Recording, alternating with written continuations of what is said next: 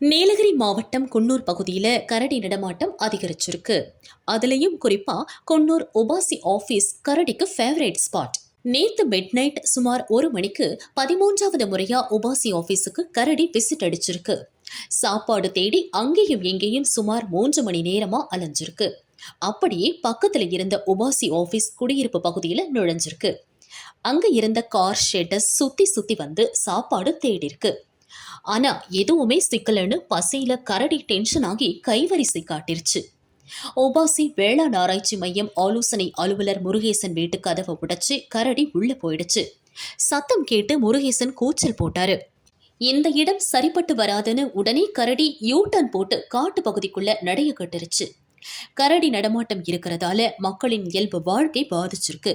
Forest officers கரடிய கூண்டு வச்சு பிடிக்கணும்னு உபாசி குடியிருப்பு மக்கள் கோரிக்கை வச்சிருக்காங்க.